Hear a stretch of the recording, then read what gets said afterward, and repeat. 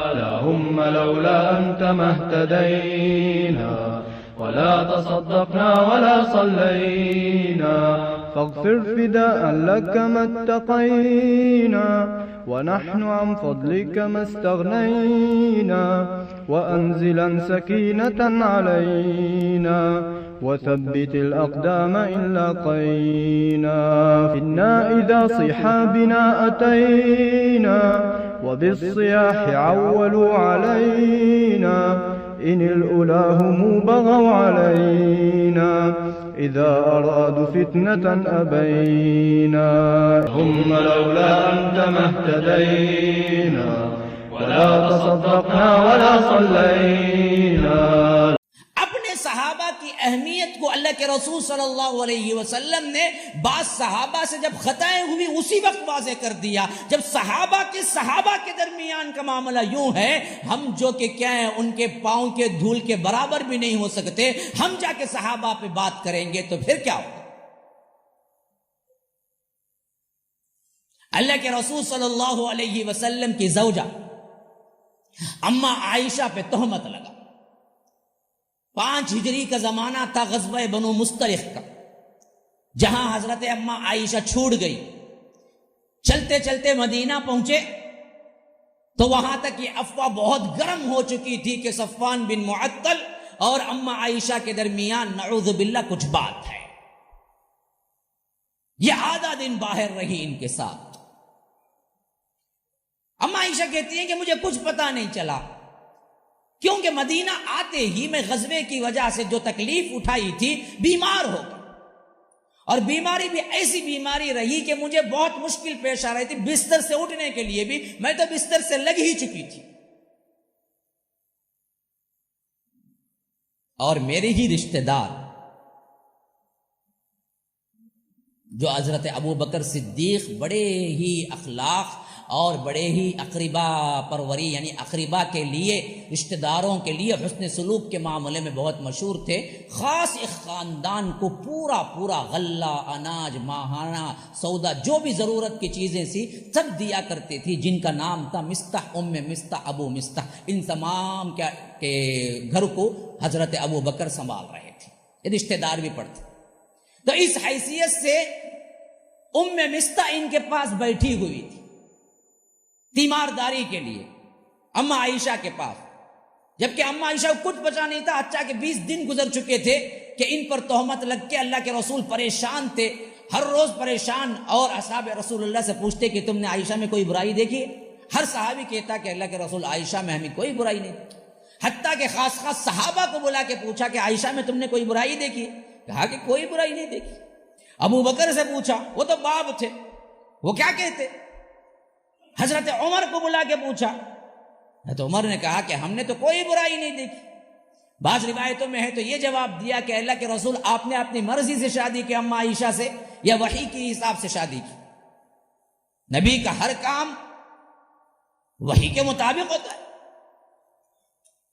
حضرت محمد رسول اللہ صلی اللہ علیہ وسلم نے کہا کہ میں تو کیا ہے، خواب میں مجھے فرشتے نے دکھلایا کہ یہ آپ کی زوجہ ہیں۔ اللہ کے رسول نے خود کہا اما عائشہ کا نکاح کے ہونے سے پہلے ہی اللہ تبارک و تعالیٰ نے ایک فرشتے کو کیا ہے، ایک خوبصورت ترین اوڑھنی دے کے بھیجا ہے۔ فرشتہ لایا تھا، جس کو ڈھکن اٹھایا یا اس کا اوڑھنا اٹھایا تو اما عائشہ تھی، اور فرشتے نے کہا یہ آپ کی زوجہ جنت میں بھی ہے، آپ کی زوجہ دنیا میں بھی ہے۔ تو اللہ کے رسول نے کہا تو میں تو اللہ کے حکم سے شادی کیا۔ تو کہا کہ اے اللہ کے رسول، جب ہم اپنے لیے بیوی تلاش کرتے ہیں تو سب سے اچھی بیوی، سب سے اچھی خصلت کی اور سب سے اچھے مزاج کی پاک دامن تلاش کرتے ہیں، جبکہ اللہ نے تلاش کر کے دی تو کیا اس میں کوئی زخم ہوگا؟ کیا اس میں کوئی سقم ہوگا؟ کیا اس میں کوئی بیماری ہوگی؟ اما عائشہ تو پاک ہے بالکل، انتخاب تو رب العالمین کی طرف سے ہوا ہے، پھر بھی پروپیگنڈا اتنا زیادہ تھا کہ اللہ کے رسول بھی سنبھال نہ سکے۔ اسی وجہ سے بتاتا ہوں میں کہ ہمیشہ یہ افواہیں جو اڑاتے ہیں نا، یہ کبھی کبھی افواہیں اتنی مضبوط کام کرتی ہیں، بڑے بڑے جنگ نہیں کام کر سکتے۔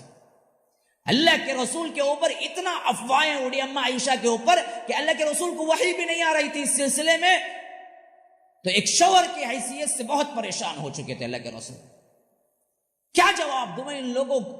خود بھی تحقیق کرتے، لیکن جواب تو پورا تسلی بخش نہیں آتا.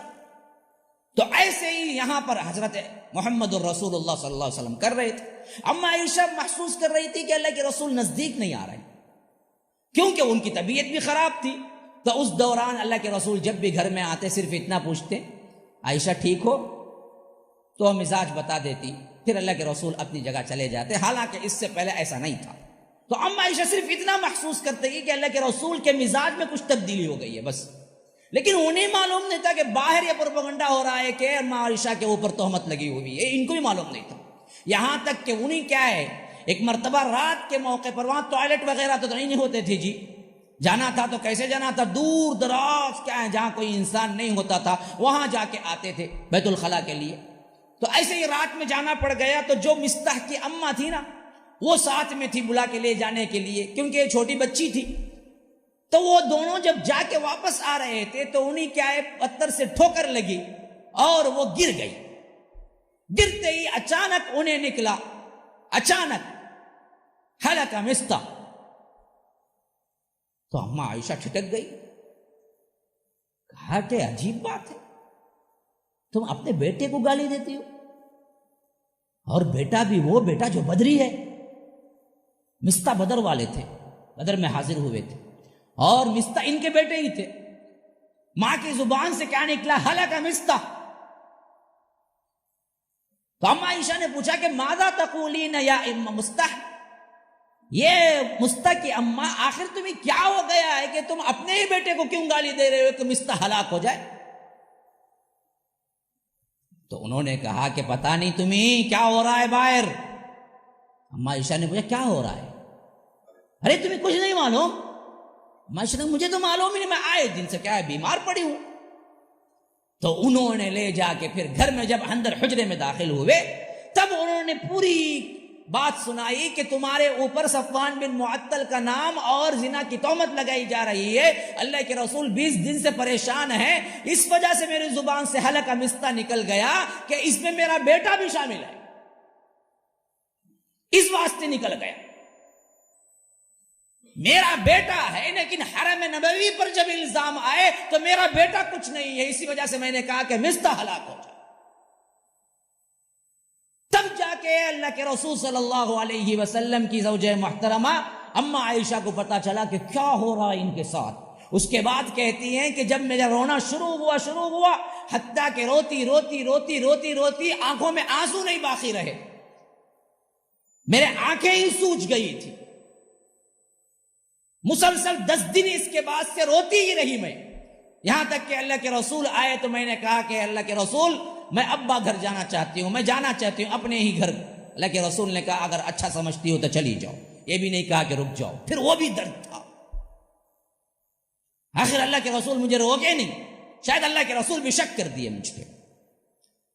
تو وہ عجیب ماحول تھا جو اماں عائشہ پہ اس وقت گزرا، وہ پورا خود راوی ہیں، خود بیان کرتی ہیں کہ میں پھر اس کے بعد ابو بکر صدیق کے گھر آ گئی. اپنے ابا سے کہا، اپنے اماں سے کہا آپ کیوں نہیں بولتے اللہ کے رسول صلی اللہ علیہ وسلم کو میں پاک ہوں؟ تو انہوں نے کہا کہ بیٹی ایک طرف تو ہے تو ایک طرف رسول ہے، ان سے میں کیا بات کروں؟ میری ہمت کیا، ابو بکر کی ہمت کیا، ام رومان کی ہمت کیا کہ ہم اللہ کے رسول صلی اللہ علیہ وسلم سے اپنی بیٹی کے بارے میں بات کریں؟ تو ہی بتا، اگر کچھ غلطی کر دی ہے تو معافی طلب کر لے، اللہ معاف کر دے گا. ابھی اس کے بعد حضرت محمد الرسول اللہ صلی اللہ علیہ وسلم کبھی بھی آتے تو صرف اتنی بات کرتے کہ عائشہ اللہ بڑا معاف کرنے والا ہے، اگر کوئی غلطی ہو گئی معافی مانگ لو، اللہ تعالیٰ معاف کرنے والا ہے. تو اس وقت کہتی ہیں کہ اماں عائشہ میرا تو دل کیا ہے درد سے پھٹا جا رہا ہوتا کہ میں مانتی تھی، میں جانتی تھی کہ میں پاک صاف ہوں، لیکن پھر بھی مجھ سے کس بات کی معافی مانگنے کے لیے اللہ کے رسول صلی اللہ علیہ وسلم کہہ رہے تھے. اب یہ سب کچھ اگر علم غیب ہوتے ہوئے اللہ کے رسول نے کیا تو کیا بدبختی کہنا چاہتے ہیں کہ اللہ کے رسول نے ناٹک کیا؟ نعوذ باللہ ثم نعوذ باللہ ثم نعوذ باللہ. اللہ کی پناہ مانگتے ہیں ایسے الفاظ استعمال کرنے سے. جو لوگ یہ دعویٰ کرتے ہیں اللہ کے رسول کو سب معلوم ہے، تو آخر کار اتنی درد مندی کے ساتھ اتنا رونا اور اماں عائشہ کا اتنا سفر ہونا کیوں اللہ کے رسول نے برداشت کیا؟ جھٹ نہیں کہہ دیتے، جھوٹ بولتے ہو میری بیوی بالکل پاک ہے. وہی نہیں اتری تو اللہ کے رسول بھی پریشان تھے، جس طرح ایک شوہر پریشان ہوتا ہے اپنی بیوی کے معاملے میں. غیب کا علم تھا تو پہلے ہی کہتے تھے.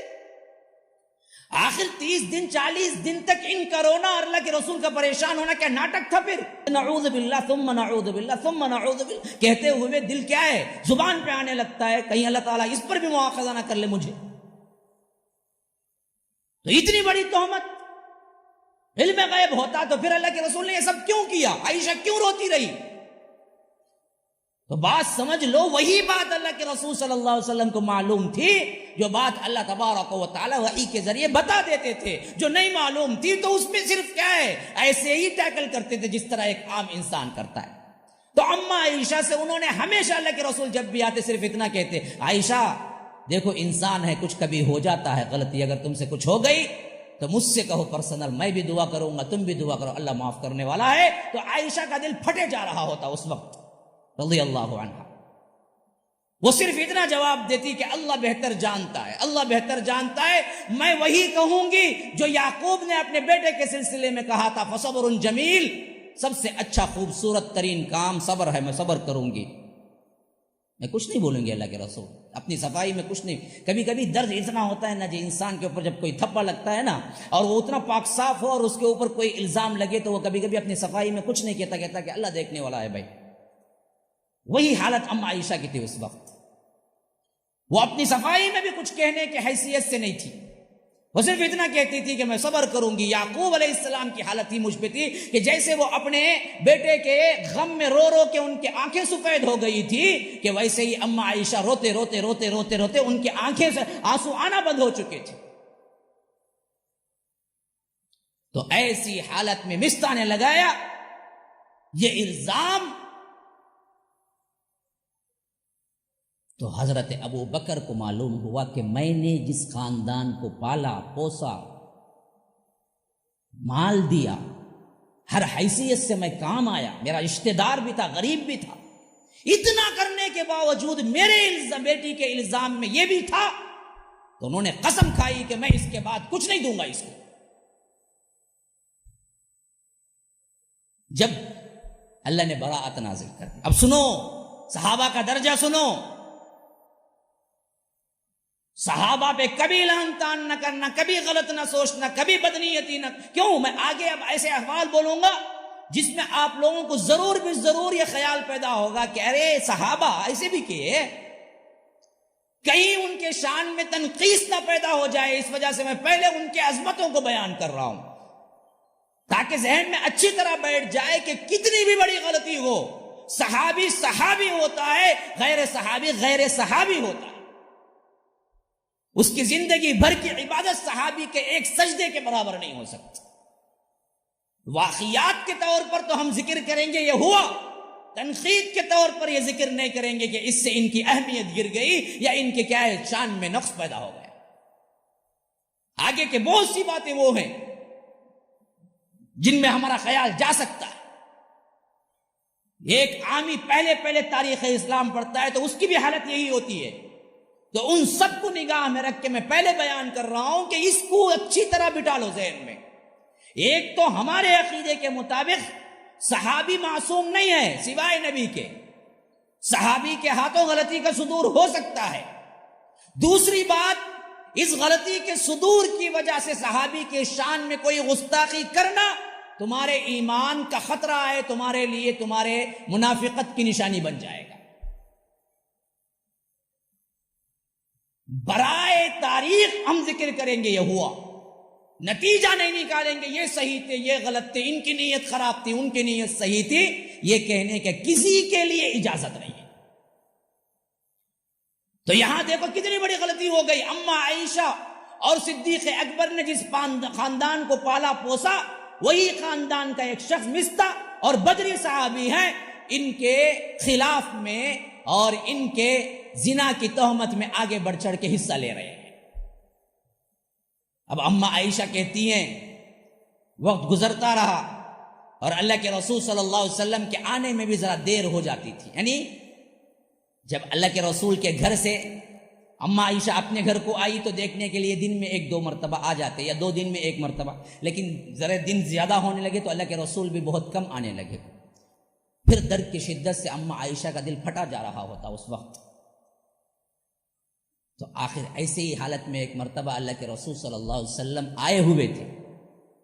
کہا کہ ام رومان صدیق اکبر یعنی اماں اور ابا، اماں عائشہ کے اور عائشہ اور اللہ کے رسول صلی اللہ علیہ وسلم سب بیٹھ کے نصیحتیں کی اماں عائشہ. اور اللہ کے رسول صلی اللہ علیہ وسلم نے کہا کہ عائشہ جو بھی ہو چکا، اگر تم نے کچھ غلط کیا ہو تو انسان ہیں، تم معافی مانگ لو، مجھ سے کہو، میں بھی اللہ کے پاس معافی مانگتا ہوں اور اللہ بڑا معاف کرنے والا ہے. تو اماں عائشہ کہتی ہیں میرے دل کا درد کا حال یہ تھا کہ میں کوئی لفظ کہنے کے پوزیشن میں بھی نہیں تھی. بس میں نے ابا کی طرف آنکھیں اٹھائی اور کہا کہ ابا جان آپ کیوں نہیں جواب دیتے؟ اپنی بیٹی کے بارے میں آپ نہیں جانتے؟ تو صدیق اکبر کے آنکھوں میں آنسو آ گئے. انہوں نے کہا کہ بیٹی میں رسول کے پاس میں اپنی بیٹی کے لیے کیا کہہ سکتا ہوں؟ میں نے پھر امی کی طرف آنکھیں اٹھائی، کہا کہ آپ کیوں نہیں کہتے؟ آپ نہیں جانتے آپ کی بیٹی کو؟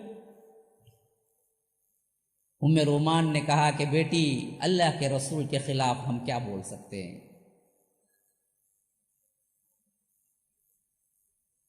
تو یہی کیفیت تھی کہ بس پورا غم کا ایک عجیب بادل تھا جو ہم پر پڑا ہوا تھا، عجیب غم کی سی کیفیت. اور میں روتے روتے روتے تو رونے کے پوزیشن میں بھی نہیں تھی کہ اللہ کے رسول صلی اللہ علیہ وسلم کی حالت بدلنے لگی، وحی کے آثار شروع ہو گئے.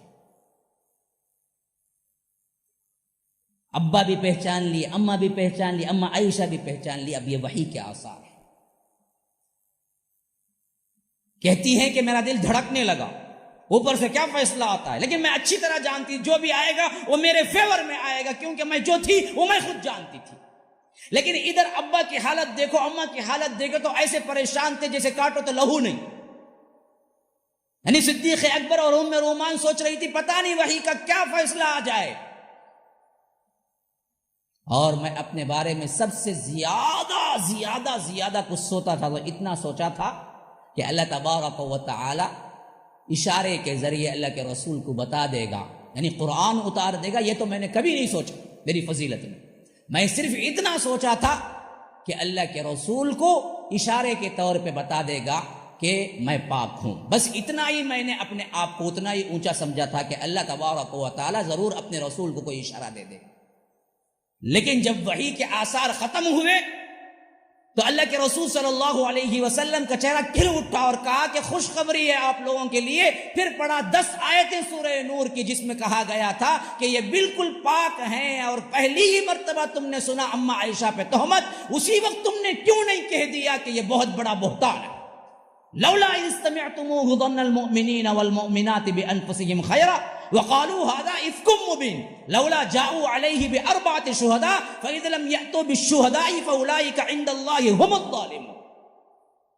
فرمایا کہ جب مومنین نے یہ بات سنی امہات المومنین میں سے کسی ایک کے بارے میں، تو آپ لوگوں نے جھٹ سے کیوں نہیں کہہ دیا کہ یہ بہت بڑا بہتان ہے، ہم مانتے ہی نہیں. اس کو آپ اپنی زبانوں سے کیوں دوسری جگہ پہنچایا؟ سبحانک ھذا بہتان عظیم یعظکم اللہ ان تعودوا بمثلہ ان کنتم مؤمنین. اے مسلمانوں یاد رکھو آج تمہیں معاف کیا جا رہا ہے، اگر کل کبھی کچھ ہو جائے تو اللہ واس کرتا ہے کہ ایسے باتوں پہ کبھی آگے نہ پھیلاؤ، نہ یقین کرو اگر تم مومن ہو. 10 آیتیں، ان الذین جاؤوا بالافک عصبۃ منکم لا تقتلوہ شرا لکم، وہاں سے لے کر 10 آیتیں اللہ تبارک و تعالی نے اماں عائشہ کی برات میں اتارا. تو اللہ کے رسول صلی اللہ علیہ وسلم نے وہ پوری وحی پڑھ کے سنائی. کہا کہ عائشہ رب کائنات نے 7 آسمانوں کے اوپر سے تمہاری برات نازل کر دی ہے، خوش ہو جاؤ. تو ادھر ام رومان کھڑی ہوئی تھی اور ادھر ابوبکر کھڑے ہوئے تھے. انہوں نے خوشی سے کہا کہ عائشہ اٹھو، رسول کے لیے پہلے تحفہ دو، خوشخبری دو، کیونکہ انہی کے ذریعے ہمیں معلوم ہوا ہے کہ تم پاک ہو گئی ہو اور تمہارے اوپر وہ بھی الزامات تھے، سب الزامات تھے، تم شکریہ ادا کرو رسول کا. تو اماں عائشہ اس وقت اتنے درد میں تھی کہ کہا کہ میں کیوں شکر ادا کروں رب اللہ کے رسول کا، میں تو صرف اللہ کا شکر ادا کروں. انہوں نے بھی تو شک کیا تھا. یہ پیرو محبت شوہر بیوی کے معاملے کا ہے. وہاں اس نظریے سے دیکھو کہ کیا انڈرسٹینڈنگ تھی اور کس طرح محبت تھی دونوں میں. اما عائشہ نے کہا کہ میں رسول کا نہیں صرف رب کا شکر ادا کروں گی. شک کرنے والوں میں اللہ کے رسول صلی اللہ علیہ وسلم نے بھی تو کیا تھا. اگر غیب کا علم ہوتا تو یہ سب کچھ ہوتا ہے، ناٹک ہو رہا ہوتا ہے. ذرا سمجھو تو صحیح. یہ واقعہ میں اپنی طور پہ نہ جاؤ، جس سیرت کو تم پڑھنا چاہو پڑھو، یہ واقعہ وہاں پر موجود ہے. صرف سیرتوں میں نہیں، یہ بخاری میں بھی آیا، حدیثوں کی کتابوں میں موجود ہے واقعہ. تو جب یہ برات نازل ہو گئی کھل کے، صدیق اکبر کو معلوم ہو گیا کہ اما عائشہ بہت بڑی کیا ہے، اللہ کے پاس مقام رکھنے والی بندی ہیں، جن کی برات میں اللہ نے 10 آیتیں اتار دی. تو اس وقت صدیق اکبر کے زبان سے نکلا کہ خدا کی قسم میں مستح کے گھر والوں کو ایک دانہ اناج بھی نہیں دوں گا. میرا کھا کے میرے ہی معاملے میں پیسے میں پل کے میری بیٹی پہ الزام لگانے والوں میں مستح آگے میں ایک پیسہ نہیں دوں. یہاں صدیق اکبر نے قسم کھائی، وہاں رب ذوالجلال نے آیت اتار دی 7 آسمانوں کے اوپر سے، جو سورہ نور میں موجود ہے. فرمایا کہ وَلَا يَأْتَلِ أُولُو الْفَضْلِ مِنْكُمْ وَالسَّعَةِ أَن يُؤْتُوا أُولِي الْقُرْبَى وَالْمَسَاكِينِ وَالْمُهَاجِرِينَ فِي سَبِيلِ اللَّهِ وَلْيَعْفُوا وَلْيَصْفَحُوا أَلَا تُحِبُّونَ أَن يَغْفِرَ اللَّهُ لَكُمْ. کیا ہو گیا ہے مسلمانوں کو؟ اب اللہ تبارک و تعالی نے ان کی مدح میں اور صدیق اکبر کے لیے تنبیہنی آیت اتار کہ لوگوں وَلَا يَأْتَلِ أُولُو الْفَضْلِ مِنْكُمْ وَالسَّعَةِ أَن يُؤْتُوا أُولِي الْقُرْبَى وَالْمَسَاكِينَ وَالْمُهَاجِرِينَ فِي سَبِيلِ اللَّهِ.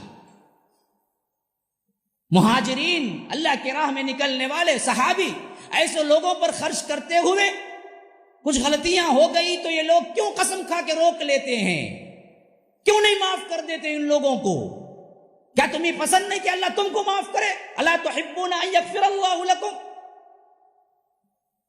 گویا کہ تنبیہ ہو گئی صدیق اکبر کو کہ اے صدیق، جو مہاجر ہے، جو بدری ہے، جو صحابی رسول ہے، اگر ان کے ہاتھوں کچھ غلطی ہو گئی تو تم نے اناج روک دیا، کیوں معاف نہیں کیوں کر دیا؟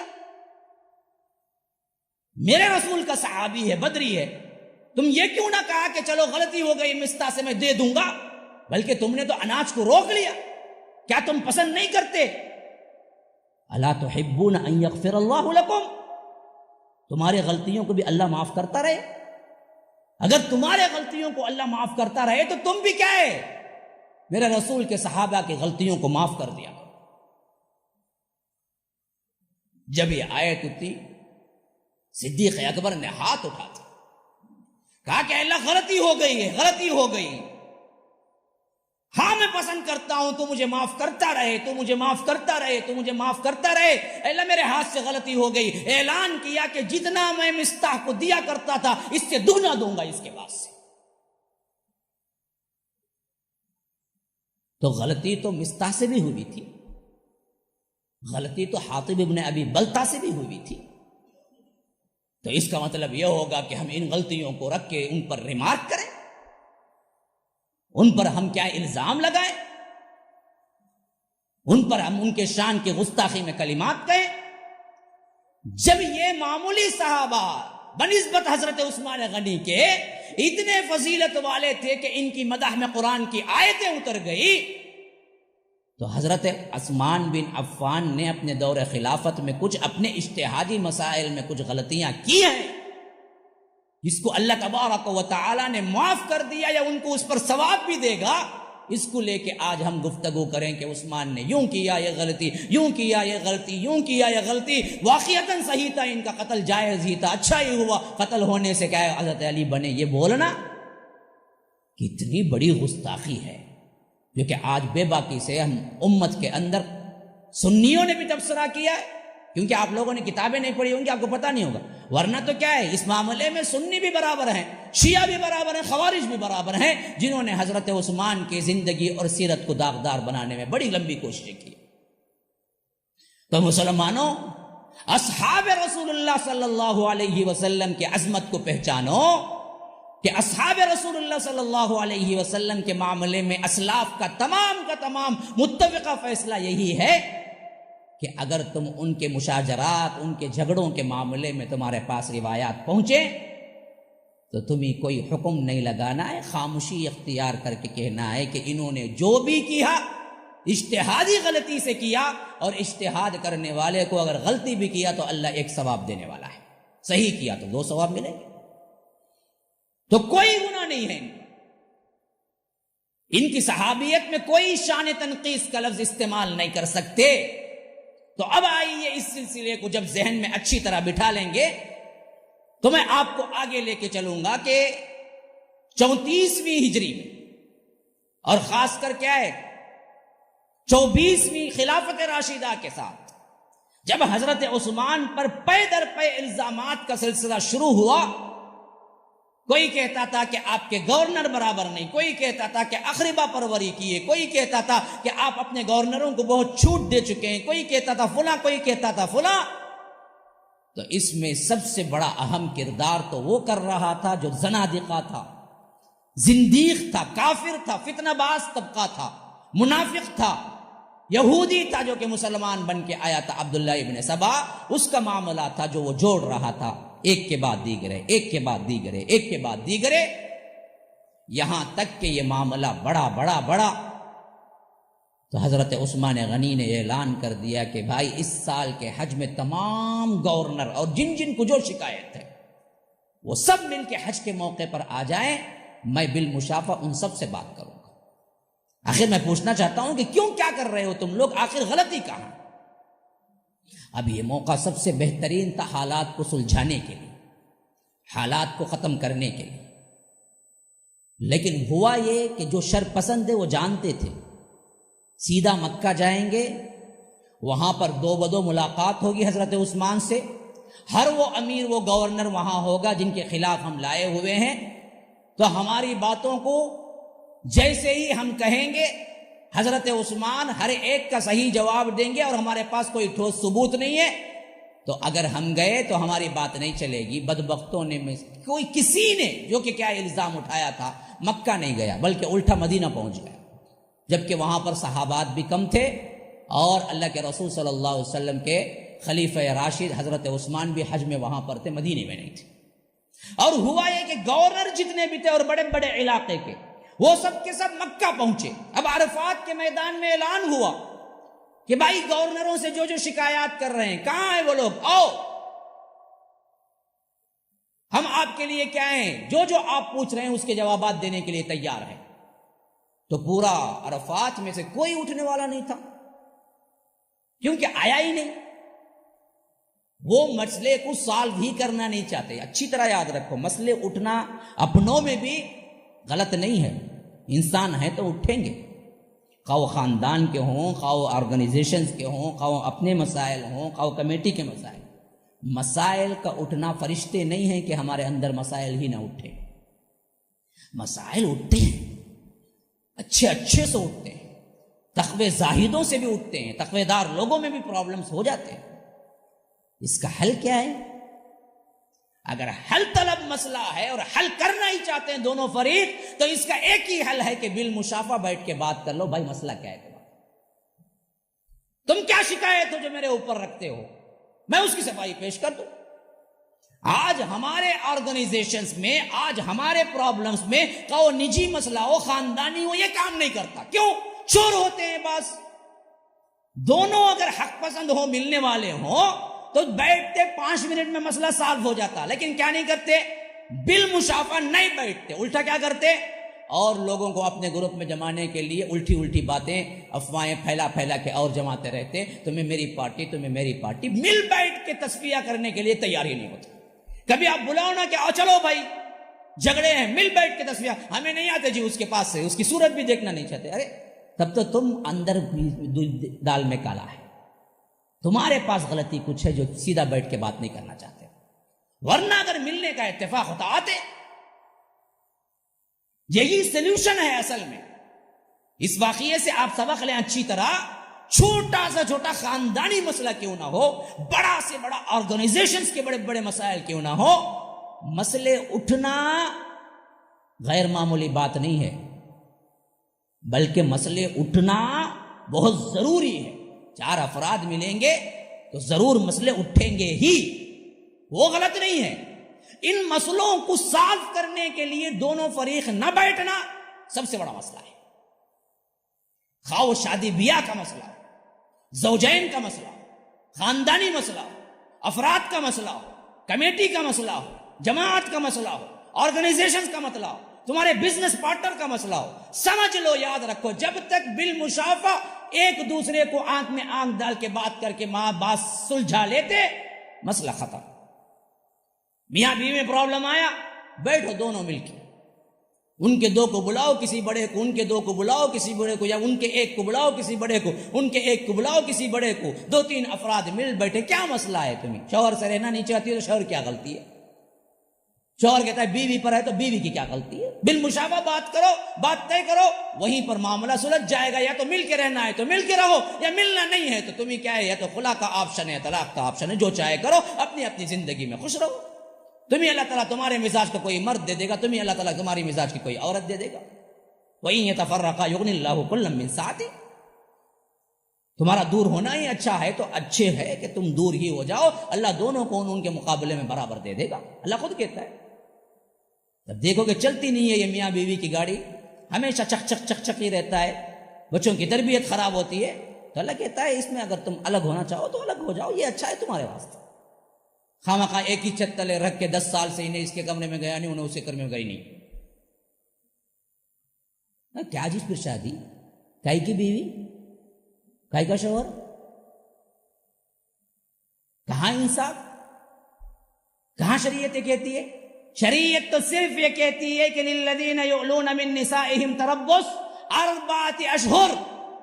اگر تمہیں ناچاقی پرابلم آ جائے تو اختیار کتنا ہے تم نہ 4 مہینے. 4 مہینے لڑائی جھگڑے میں میاں بیوی الگ رہ سکتے ہیں، 4 مہینے کی اجازت ہے. اس کے بعد کیا فیصلہ کرنا کر لینا 2 جنے بھی مل کر، یہ شریعت بولتی.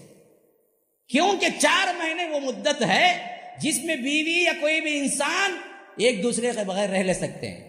اس سے زیادہ رہے تو انہیں پڑوسی کو انہیں جھانکیں گا، نہیں تو انہیں پڑوسن کو انہیں جھانکیں گی. جنسی بیراہ روی بڑھیں گی، خاندان میں زنا آئے گا، عورتیں فاحشہ بنیں گی. اللہ نے پیدا کیا، اللہ جانتا انسانوں کے خصلتوں، اسی لیے کہہ دیا کہ پرابلم آئے آخری حد 4 مہینے. 4 مہینے تمہیں منہ سکڑ لے کو ادھر ادھر ہو جاؤ، کمرے میں جاؤ نہ کو چلتا وہاں تک. 4 مہینے ہو گئے تو مل بیٹھ کے سوچ لینا ہمارے ہاتھ سے ہوں گا زندگی گزارنے، نہیں ہوں گا، نہیں ہوں گا جا کو ماں تمہیں جو لیے سب دے ڈال، تم نکلو. طلاق دیے تو انہوں دے ڈالنا، نہیں انہیں دینے راضی نہیں ہے تو انہوں خلا لیے تو انہوں الٹا مہر دے ڈال کو انہوں نکل جانا. دونوں فیصلے ہو گئے، 2 فیصلے. انہیں نہیں چھوڑتا کوئی مسئلہ نہیں، تمہیں چھوڑ ڈالو. تمہیں چھوڑے تو کیا مسئلہ، انہیں دیا سو مہر دے ڈالنا ریٹرن، دیکھو جاتے رہنا اتنا اچھا. بعض لوگ بولتے طلاق نہیں، طلاق نہیں، خلا لے لو. ہاں خلا کہیں کو لیں گے ہمیں، ہماری بیٹی کیا کرتے جی لے ہوتے تمہارے، اچھا تمہیں جائیں گے اس کی زندگی گزریں گی، نہیں جاؤ کورٹ میں جاؤ، 7 سال 8 سال تمہارا خلا کا مسئلہ چلتا رہا، انہیں بڈھی ہو جائیں گی. بعض لوگ کیا سمجھتے خلا کہیں کو لیں گے ہمیں، ہماری کیا غلطی. ارے بھائی چھٹکارے کا مسئلہ، بھائی تمہاری اور زندگی بننا نہیں، بیٹی کی آگے بڑھنا نہیں.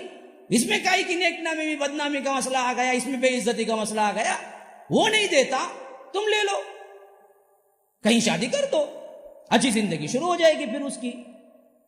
یہ نہیں کرتے ہمارے مسلمان. کیا کرتے، جاؤ کیس ڈالیں گے، کورٹ میں جائیں گے، وکیل کو انہیں کھاتا اندر سے پیسہ کھاتا آ جاؤ سب آؤ آ جاؤ کر بول کو اس کی پوری زندگی اسپائل کر دیتے. 21 سال میں ہوئی سو طلاق کو 35 سال تک شادی نہیں ہوتے، اس کے بعد کون بھی لڑکا ملتا نہیں، ملے سب 35 سال کہاں جی ملیں گا، نہیں ملنا. تمہیں اتنا ہاتھ سے کر لیے، جب طلاق ہوئی تھی اسی وقت کر لیتے، جب پرابلم ہوا تھا. اگر یہ بدبخت طلاق نہیں دیتا تم خلا لے لیتے، شادی ہو جاتی کسی کہیں بھی. آج ہمارے لوگوں کو یہ آئیڈیا ٹیکل کرنے تک نہیں آتا. کتنے ماں باپ ہیں جن کو مسائل بھی معلوم نہیں کہ مسائل کریٹ ہو جائیں تو اپنی بیٹیوں کو کیا سلا دیں وہ بھی معلوم نہیں. کبھی کبھی مسائل میرے پاس میں سوچتا کہ اس کے لیے ایک کیا مینیج ایک گروپ بنانی چاہیے ان لوگوں کو صحیح فیصلے دینے کے لیے کہ ان کو کیا کرنا چاہیے ایسے وقت میں. پتہ ہی نہیں ہوتا ان لوگوں.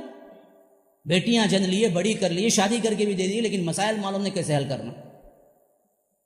اچھا کتنی بچیوں کے کیا ہے زندگی اس پہل ہے کہ وہ اگر اسی وقت خلا لے لیتے مسئلے ختم ہو جاتے. ضد میں آ جاتے، اکڑ میں آ جاتے، میری بیٹی کو کیسا میں کھلا لوں گا میں. ارے یہاں تمہاری بیٹی کے اکڑ کا مسئلہ نہیں، تمہارے باپ کے نام کا مسئلہ نہیں ہے، بچی کی زندگی کا مسئلہ ہے. تم لے لو تو مسئلہ حل ہو جاتا. شریعت نے تو حل رکھا ہے. تو مسائل کا کیا ہے؟ دو بدو بیٹھ کے حل کر لے. دو بڑو جو ہے آؤ بیٹھو. اب اچھی طرح آپ نوٹ کر لے سکتے ہیں، دو فریق پرابلم آئے اور آپ بولے چلو بھائی بیٹھ کے کر لیں گے. 100% جو فریق حق پہ ہے نہیں، سیدھے جو ٹائم بولے جب بولے آ کے بیٹھا رہنگا. جس میں دال میں کالا ہے نہیں انہیں ٹائم کو بھی نہیں آئیں گا، کن مگیں گا ایسا ویسا، مجھے کام ہے نا، مجھے یہ ہے نا، میں وہ ٹائم میں کیسا ہوں، میں وہاں کہیں کو بیٹھوں. یہ بولا تو سمجھ لو اصل انیس مختی بول کے اس کے اندر ہی دال میں کالا ہے. سیدھے سیدھے بات کرنے آیا ہے تو اس کا دل صاف ہے.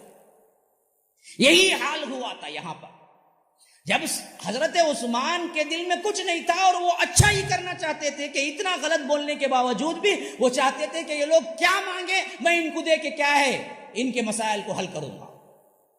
لیکن ہوا کیا؟ ان کے دل میں چور تھا یہ پورے زندیقہ جتنے بھی منافقین تھے یہودیوں کے پروردہ تھے، ان کو اچھی طرح معلوم تھا یہ لوگ جھوٹ پہ ہیں. تو جب حضرت عثمان غنی نے کہا عرفات آؤ پہنچو، جو مسائل ہے میرے گورنر کے اوپر ہاتھ رکھو، میں گورنر سے پوچھوں گا اور مسئلہ صحیح ہے تو میں تمہارے حق میں فیصلہ دوں. کوئی نہیں آیا. اب سب گورنر مل گئے. جب یہ بات حضرت عثمان کو معلوم ہو گئی انہوں نے کہا کہ صاف معلوم ہوتا ہے سوائے پروپیگنڈے اور افواہوں کے کچھ نہیں ہے، ورنہ تو میرے پورے گورنر تو حاضر ہے. تو اب انہیں ضرورت پڑی ان صحابہ کو بھی ساتھ میں لینے کے جو کہ مدینے میں اس وقت موجود تھے، جو اب اس وقت مکہ آئے ہوئے بڑے بڑے صحابہ. لیکن مسئلہ یہ ہو گیا تھا کہ حضرت عثمان غنی کے آخری دور میں بڑے بڑے صحابہ کا زیادہ تر انتقال ہو گیا تھا، ہم نے پہلے ہی سن لیا ہے. تو اس حیثیت سے جتنے صحابہ ہو سکتے تھے ان کو ہی جمع کیا. پوچھا کہ حل کیا ہے ان لوگوں کو، آخر یہ چاہتے کیا ہیں بدبخت؟ تو ان میں جو عمرہ تھے اور جو آ کر اس کو سالو کرنا چاہتے انہوں نے کہا کہ حضرت عثمان سے معلوم ہوتا ہے کہ ان کو وظیفہ دے دے کے ماہانہ اور سالانہ ان کو پیسہ تو کھانے پینے کا مل جاتا ہے، اب باقی وقت کیا ہے بیٹھ کے ادھر ادھر کے باتیں ہانکنا. تو آپ ایسا کیجئے کہ ان کو مصروف کر دیجئے کسی کام میں کہ شاید یہ لوگ یہ معاملے سے بالکل ہی ہٹ جائیں یا افواہوں میں اپنے آپ کو ملوث نہ ہونے دیں. حضرت عثمان نے کہا کہ بہت اچھی بات ہے لیکن کہاں مصروف کریں گے، کیا کریں گے اس کے لیے؟ تو کہا کہ ہم کیا ہیں جہاد فی سبیل اللہ کی جو کچھ بھی کیا ہے اللہ کے فضل و کرم سے اب فتوحات چل رہے ہیں وہاں پر ان لوگوں کو مجاہد بنا کے بھیجیں گے. کہا کہ یہ کام کرو بہت اچھی طرح ہے، بہت اچھی بات ہے، آگے بڑھاؤ اس کو، لیکن اس سے کیا معاملہ جتنے بھی ہیں سب حل ہو جائیں گے. تو دوسرے نے کہا کہ امیر المومنین آپ ایسا کیجئے کہ ان کو جو بھی واقعتاً شکایت بول کے ہے ان شکایتوں کو آپ خود بلا کے رفع کر دیجئے تاکہ آپ کے اوپر کوئی دھبا نہ رہے. حضرت عثمان نے کہا کہ ضرور کروں گا، آخر یہ لوگ مانگتے کیا ہیں. تو سب سے پہلا مسئلہ اٹھا کہ کوفے کے جو گورنر سعید بن عاص آپ کے بھی رشتہ دار ہیں، یہ لوگ کہتے ہیں کہ ان کو نکالو. حضرت عثمان نے کہا اچھی بات ہے میں بلا لیتا ہوں واپس کوفے سے. اور یہ کہتے ہیں خود ابو موسیٰ اشعری کو بھیجو، یعنی ان کی مانگ کیا تھی؟ صرف نکالو نہیں، ان کی مانگ دو طرح تھی. کہتے تھے کہ سعید بن عاص کو بلاؤ واپس اور ابو موسیٰ اشعری کو گورنر بنا کے بھیجو. حضرت عثمان غنی نے کہا کہ چلو اچھی بات ہے، ہم ان کی بات کو مان لیتے ہیں، جائز چیز مانگتے ہیں، صحابی کو مانگتے ہیں، ہم بلا لیتے ہیں سعید بن العاص کو، ابو موسیٰ اشعری کو وہاں بھیج دیتے ہیں. بات مان لی گئی. تیسری بات لوگوں نے کہا کہ امیر المومنین آپ بہت نرمی اختیار کرتے ہیں، آپ تھوڑا سا سختی استعمال کریں گے سب سدھر جائے گا. یہ اصل میں وہ بدبخت لوگ ہیں جن کو کیا ہے نرمی راست نہیں آتی ہے اور یہ نرمی سے غلط فائدہ اٹھاتے ہیں. حضرت عثمان نے بڑا پیارا جواب دیا، قربان جائیے. یہ سب چیزیں جب عجیب طرح محسوس ہوتا ہے کہ اللہ کے یہ بندے کیسے تھے. حضرت عثمان نے کہا کہ بھائی میں خلیفہ تو ہوں لیکن حدود کتاب اللہ کے اندر جو لکھے ہوئے ہیں میں وہی دے سکتا ہوں. میں اپنے آپ سے میرے ذات پہ اس نے حملہ کیا بول کے میں ایک کوڑا بھی کسی کو نہیں مار سکتا. میں چاہتا بھی نہیں کہ میرے ذات کے حساب سے میں کسی سے انتقام لوں.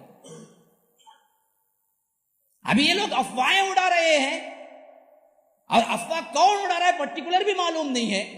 تو میں کسی گروپ کو بلا کے قید یا سزا دے نہیں سکتا کیونکہ کتاب اللہ میں نہیں پاتا.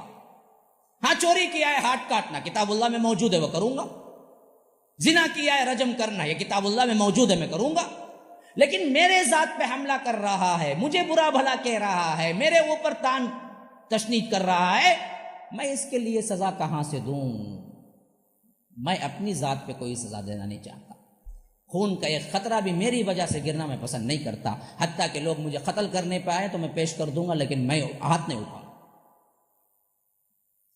اب اس طرف یہی وہ مسئلہ تھا جو آخر کار کیا ہے جا کے سبب بنا قتل عثمان کا۔ اب 35ویں ہجری انشاءاللہ کل دیکھیں گے بڑے اہم حالات، اور 36 میں انتقال یعنی کیا ہے حضرت عثمان غنی رضی اللہ عنہ کو قتل کر دیا گیا، شہید ہو گئے 36 ہجری۔ اب یہ بالکل قریب کے زمانے کی باتیں ہیں جو میں آپ لوگوں کو بتا رہا ہوں۔ تو اب اس کے بعد وہ اسٹیپ آ گیا ان بدبختوں کی، جو کہ حضرت عثمان کا اصل میں کیا تھا؟ حیا اور عفو تھا۔ یعنی اب یہ صاف معلوم ہو چکا تھا کہ یہ بدبخت کچھ بھی کر لیں، حضرت عثمان اپنی مدافعات میں نہ تلوار خود اٹھائیں گے نہ اپنے گورنروں کو کہیں گے کہ تلوار اٹھاؤ۔ تو جب معلوم ہو گیا ان منافقوں کو اچھی طرح کہ حضرت عثمان اپنی مدافعات میں تلوار نہیں اٹھائیں گے، تو ان بدبختوں نے تلوار اٹھا لیا، کہا کہ ہم کو قتل کریں گے۔ اور جو صحابی نے جو پہلے بات کہی عثمان غنی قربان جائیے، جنہوں نے کہا کہ میں اپنی ذات میں مسلمانوں کا ایک خطرہ بھی بہانے کے لیے تیار نہیں ہوں، واقعتاً انہوں نے مسلمانوں کے اندر کوئی ایک خطرہ نہیں بہا، لیکن اپنا خون دے دیا۔ آپ مظلومانہ قتل ہو گئے، لیکن آپ رہے تک مسلمانوں کے 2 افراد میں بھی جنگ نہیں ہوئی، تاکہ میں مسلمانوں کو 2 افراد میں بھی میرے لیے جنگ کرنے نہیں دوں۔ حضرت معاویہ سے سختی سے کہہ دیا، انہوں نے کہا کہ آپ صرف ایک حکم دے، 12,000 کا لشکر لا کے مدینے میں رکھتا ہوں، میں شام کا امیر ہوں اور میرے پاس بہت جنگی فوجی ہیں۔ کہا کہ نہیں ہو سکتا، میرا حکم ہے کہ تم ایک آدمی کو بھی نہیں لاؤ گے میرے لیے حفاظت کرنے کی۔ تو حضرت معاویہ مجبور ہو گئے، خلیفے کا حکم ہے، تنہا مدینے میں رہے، مظلومانہ قتل ہو۔ جزاکم اللہ خیرا، السلام علیکم ورحمۃ اللہ وبرکاتہ، سبحانک اللہم وبحمدک، اشہد ان لا الہ الا انت، استغفرک واتوب الیک۔ اللهم لولا أنت ما اهتدينا ولا تصدقنا ولا صلينا، فاغفر فداء لك ما اتقينا، ونحن عن فضلك ما استغنينا، وأنزلا سكينة علينا، وثبت الأقدام إن لاقينا، إنا إذا صحابنا أتينا، وبالصياح عولوا علينا، إن الأولى هم بغوا علينا، إذا أرادوا فتنة أبينا. هم لولا أنت ما اهتدينا ولا تصدقنا ولا صلينا.